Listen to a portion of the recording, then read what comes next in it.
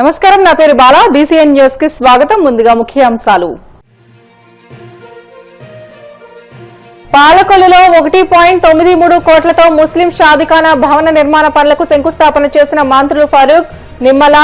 మైనార్టీల సంక్షేమం అభివృద్ధి కూటమి లక్ష్యమని వెల్లడి.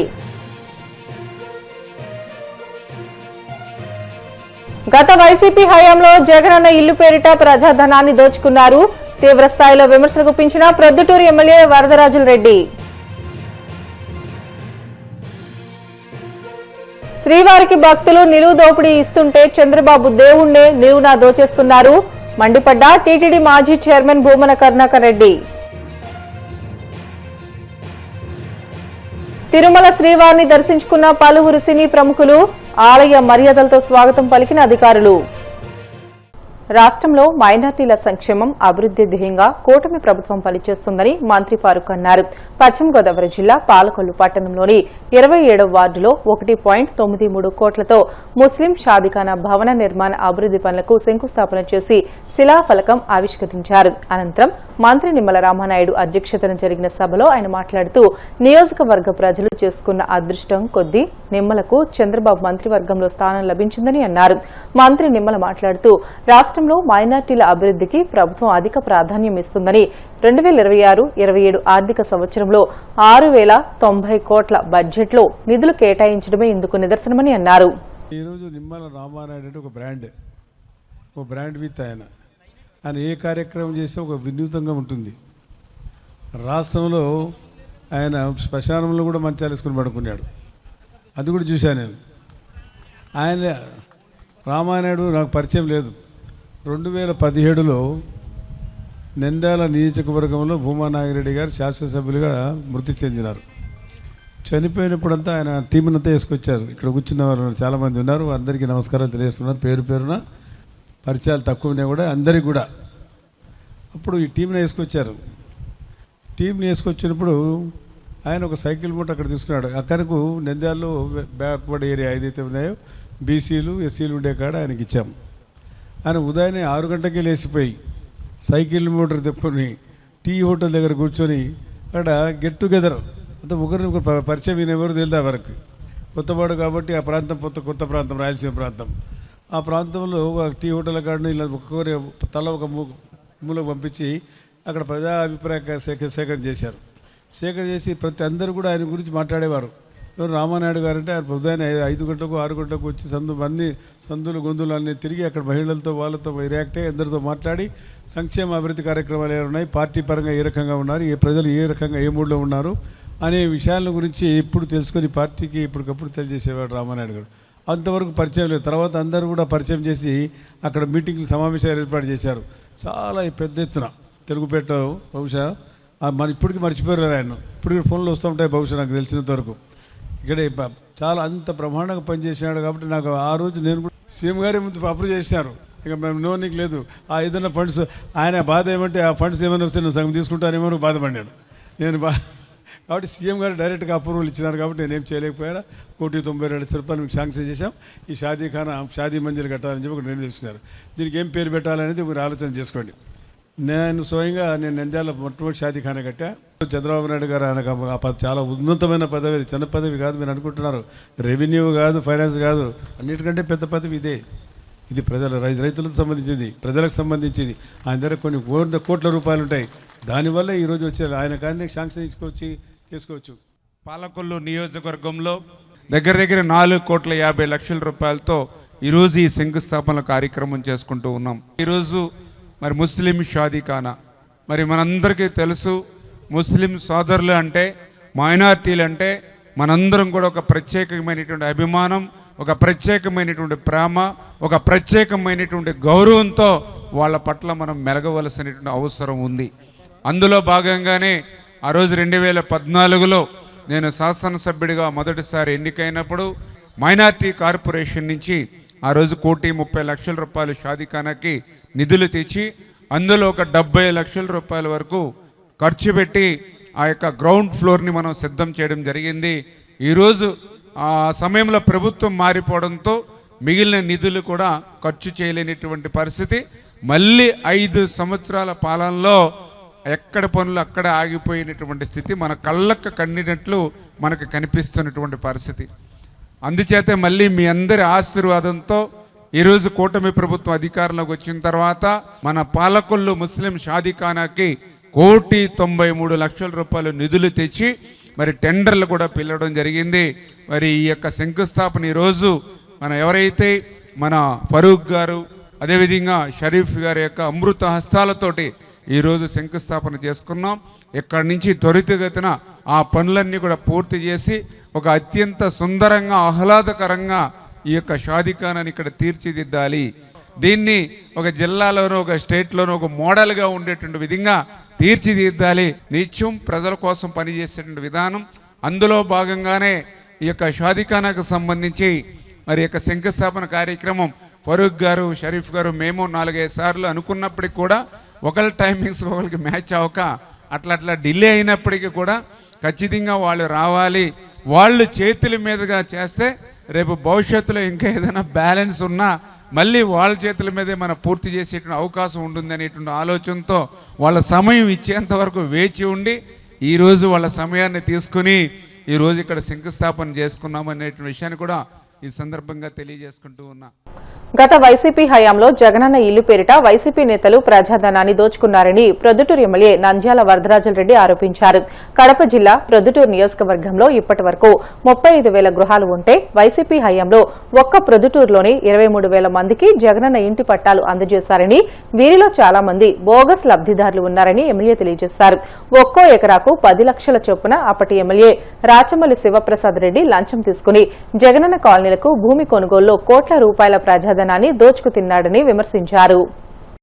2019-24 మధ్య కాలంలో వైసీపీ ప్రభుత్వంలో ప్రొద్దుటూరులో 23,000 మందికి ఇంటి పట్టాలు ఇచ్చినట్టుగా భూములు కొనుగోలు చేసి 23,000 మందిలో 18,000 మందికి మాత్రమే ఇళ్లు మంజూరు చేసి పనులు ప్రారంభించినారు. అప్పుడు మాజీ ఎమ్మెల్యే గారు ఇళ్ల స్థలాలు తెప్పించే దానికోసం భూములు కొనడం జరిగింది. 10 ఎకరా ఎంత ఎకరా కొంటే ఎకరా మీద 10 లక్షలు కమిషన్ వస్తుందనే ఉద్దేశం.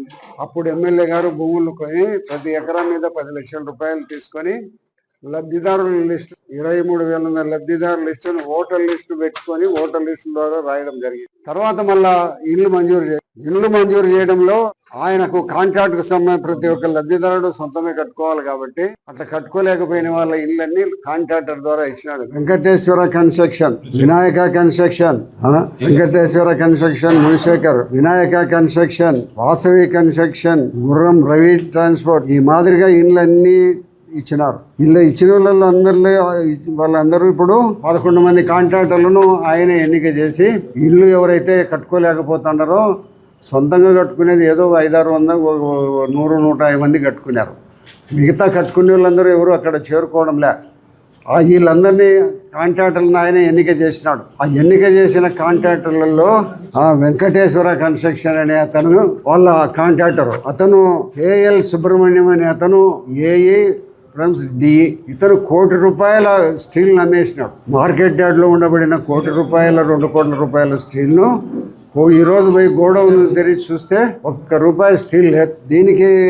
దానికి KL సుబ్రహ్మణ్యం అని ఏఈ DE 2 అతనే. ఈ కాంట్రాక్టర్ ద్వారా ఇతను అమ్మేసినాడు. సంబంధిత కాంట్రాక్టర్ ద్వారా ఇది అమ్ముకోవడం అనేది జరిగింది. ప్రభుత్వ డబ్బును దోచేయడం జరిగింది. 18,000 ఇళ్లలో ఒక్క చోట నేను అన్ని కాలనీలు తిరిగినాను. చిన్న శెట్టిపల్లి రోడ్లో ఉండే చోట ఒక 55 మంది 60 మంది ఉన్నారు. రామేశ్వరం కాలనీలో ఒక్కడు కూడా లేడు, ఒక్కరేమో ఉన్నారు, ఎవరు లేరు. అదే మాదిరిగా మన మీనాపురం కాలనీలో ఒక 50 మంది 60 మంది ఉన్నారు. నేను అన్ని కాలనీలు చూసిన మంచినీళ్ళు లేవు, రోడ్లు లేవు, కరెంటు ఊరికి లాగినారు, వాళ్ళకు వీధి లైట్లు లేవు. ఈ పరిస్థితుల్లో ఈ జగనన్న కాలనీలు అన్ని నిర్మాణం చేయడం కూడా జరిగింది. దీంట్లో ఇల్లు కట్టుకోకుండానే ఈయన ఏర్పాటు చేసిన కాంట్రాక్టర్లు అందరూ ఇల్లు కట్టుకోకుండానే బిల్లులు తీసినారు. కొంత మాత్రం కొన్ని ఇళ్ళు కట్టినారు, కొన్ని ఇళ్ళు కట్టకుండానే బిల్లులు తీసుకోవడం జరిగింది. ఈయన టైంలో ఈయన ఏర్పాటు చేసిన కాంట్రాక్టర్లే వీళ్ళందరూ. మరి ఈయన ఏర్పాటు చేసిన కాంట్రాక్టర్లలో బిల్లులు కట్టకుండా ఇల్లు తీసుకొని ఇల్లు కట్టేదానికి బిల్లులు ఇచ్చేదానికి సిఫారసు మాజీ ఎమ్మెల్యే గారు ఎంత లబ్ధి పొందినారు. మరి బిల్లు ప్రభుత్వ అధికారులు జనరల్గా ఇల్లు కడితే బిల్లులు ఇస్తూ ఉంటారు. మరి ఇల్లు కట్టకుండానే బిల్లులు ఇచ్చినారంటే మరి మన మాజీ ఎమ్మెల్యే గారి చెప్పిన కారణంగానే ఇచ్చినామని వాళ్ళు చెప్పడం అనేది జరుగుతుంది. రికార్డెడ్గా వాళ్ళు చెప్పమంటారు కానీ చెప్పలేరు. కానీ ఒకటే రికార్డెడ్గా చెప్పేది ఏముంది, నీకు ఇల్లు కట్టకుండానే బిల్లులు తీసుకున్నాడు నీ కాంట్రాక్టర్ అంటే నువ్వు ఊరుకుంటావా? నీకు దాంట్లో లాభం ఉంది, లబ్ధి పొందుతున్నావు, లక్షల కోట్ల రూపాయలు లబ్ధి పొందుతున్నావు కాబట్టి బిల్లులు ఇప్పిస్తున్నావు. లేకపోతే ₹1 ఎవడన్నా గతంలో పొద్దుటూరులో బిల్లు చేసుకుని నీకు తెలియకుండా చేసుకునేదానికి అవకాశం ఉందా? ₹1 స్టీల్ అమ్మిన దాంట్లో నీకు భాగం లేకపోతే స్టీల్ అమ్ముతాడా నీకు తెలియకుండా? మార్కెట్ యార్డ్ గోడౌన్లోనే పబ్లిక్ గవర్నమెంట్ మార్కెట్ యార్డ్ గోడౌన్లు వాళ్ళకి బాడిగలకి ఇచ్చిన దాంట్లో పెట్టుకున్నారు. బాడిగలకి ఇచ్చిన దాంట్లో నుంచి పబ్లిక్ రాత్రులు దొంగతనంగా అమ్ముకున్నారు. లేదు పబ్లిక్గా ఎత్తుకొని పోయినా కూడా కన్సల్ట్ ఇంజనీర్ వచ్చి తీసుకుపోతున్నాడు కాబట్టి ఎవరు అడిగేవారు కూడా ఉన్నారు. కాబట్టి మాదిరిగా కోట్ల రూపాయలు నీ యొక్క కాంట్రాక్టరు నీకు సంబంధించిన ఉద్యోగి ₹1,00,00,000 అమ్ముకొని లక్షల కోట్ల రూపాయలు బిల్లులు చేసుకుంటా అంటే నాకేదో నీతిమంతు నేనే చెప్తా ఉన్నాను. ప్రొద్దుటూరులో నేను ఎక్కడ కూడా అవినీతికి ఆస్కారం లేదంటావు. అమ్మా నాయన దేవుళ్ళందరి మీద పెడతావు. ఒక స్వచ్ఛమైన నీతివంతునిగా నేను ప్రొద్దుటూరు ప్రజల్లో ఉండాలనేది చెప్తావు. వైసీపీ హయాంలో శ్రీవాణి పథకం హిందూ ధర్మ పరిరక్షణకు దీపపు స్తంభంలా నిలిస్తే తెలుగుదేశం పార్టీ దోపిడీతో మసకబారుతుందని టీటీడీ మాజీ చైర్మన్ భూమన కరుణాకర్ రెడ్డి ఆగ్రహం వ్యక్తం చేశారు. తిరుపతిలోని తన క్యాంపు కార్యాలయంలో ఆయన మీడియాతో మాట్లాడుతూ టీటీడీ నిధులను టీడీపీ నాయకులకు చంద్రబాబు దోచిపెడుతున్నారని, శ్రీవాణి బ్రేక్ దర్శనం టికెట్లు ఆన్లైన్లో నిమిషంలోనే అయిపోతుంటే బ్రోకర్లు 15,000కు అమ్ముతున్నారని విజిలెన్స్ అధికారులు తేల్చడం తిరుమల ప్రతిష్టను దెబ్బతీయడమేనని చెప్పారు. చెన్నైలో పట్టుబడిన పద్మావతి ట్రావెల్ ఏజెన్సీతో బీఆర్ నాయుడు ఏజెన్సీకి అనుబంధం ఉందని, దీనిపై విజిలెన్స్ విచారణ జరిపించాలని భూమన డిమాండ్ చేశారు.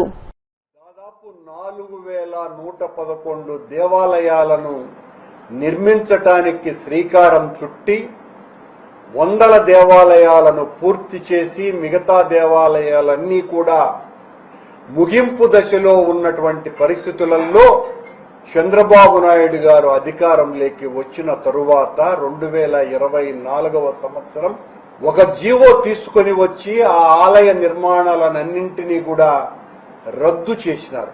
శ్రీవాణి పథకం ద్వారా జగన్మోహన్ రెడ్డి గారు 10,500 రూపాయల ఆ టికెట్లో ₹500కే రసీదు ఇచ్చి 10,000 రూపాయలు కాజేస్తున్నారు వైసీపీ నాయకులు అని ఊరు వాడ విష ప్రచారం చేసినారు చంద్రబాబు నాయుడు, పవన్ కళ్యాణ్ ఇద్దరు కలిసి. మేము అధికారంలోకి వచ్చిన తరువాత దాని మీద విచారణ చేయిస్తాం, ఆ నిందితులైనటువంటి వాళ్లను జైళ్లలోకి పంపిస్తాం అని వీరతాళ్లు వేసుకొని ప్రగల్భాలు పలికి ఓట్లు దండుకొని అధికారంలోకి వచ్చిన తరువాత శ్రీవాణి పథకం అత్యద్భుతమైన పథకం అనే విషయాన్ని గుర్తించి మేము 10,000 గుళ్ళు కడతాము అని నిర్ణయం తీసుకొని చంద్రబాబు నాయుడు గారు ఈ రోజున ఆ దేవాలయాలకంతా కూడా టెండర్లు పిలవకుండానే తెలుగుదేశం పార్టీకి సంబంధించిన నాయకుల జోబులు నింపటానికి, దోచుకోవటానికి, చివరకు వెంకటేశ్వర స్వామిని కూడా ఒక పావుగా, ఒక ఆయుధంగా, ఒక వనరుగా పచ్చముఠాల కోసమని శ్రీవాణి నిధుల్ని ఈ రోజున దుర్వినియోగం చేయటానికి నడుం బిగించి జీవోనే ఇచ్చినారు.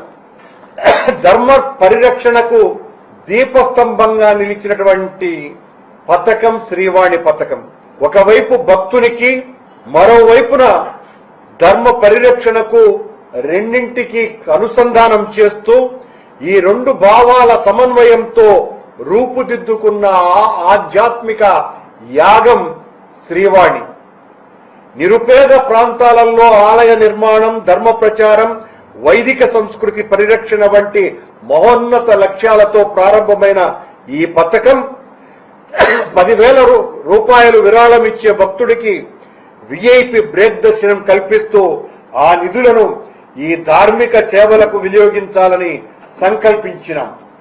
కానీ ఈ రోజున ఆ ఆశయ దీపం, ఆ అక్షయ దీపం, పవిత్రంగా కనిపించాల్సినటువంటి ఆ అక్షయ దీపం తెలుగుదేశం పార్టీకి అత్యంత అపవిత్రంగా కనపడి తెలుగుదేశం రాజకీయ ప్రభావాల నీడ కారణంగా అది ఆ నీడ పడిన క్షణం నుంచి మసకబారటం ప్రారంభించింది. ఈ రోజున పరిపాలన చేస్తున్నటువంటి టీటీడీని బిఆర్ నాయుడు చాలా సందర్భాల్లో అన్నాడు, వెంటనే శ్రీవాణిని మూసేస్తాం, శ్రీవాణిలో జరుగుతున్నటువంటి దోపిడీని అరికడతామని చెప్పి ఇదే బిఆర్ నాయుడు మరో 1000 అదనపు టికెట్లను కేటాయించినాడు శ్రీవాణి నిధులను సమీకరించడానికి. టికెట్ల కేటాయింపులో పైరవీలు, దళారీల ప్రభావశీలురకే అవి దక్కేటట్టుగా ఉండేటువంటి కార్యక్రమాలు తెలుగుదేశం పార్టీ హయాంలో నిరంతరాయంగా జరుగుతున్నాయి. బ్రేక్ తీసుకుందాం. Stay with us.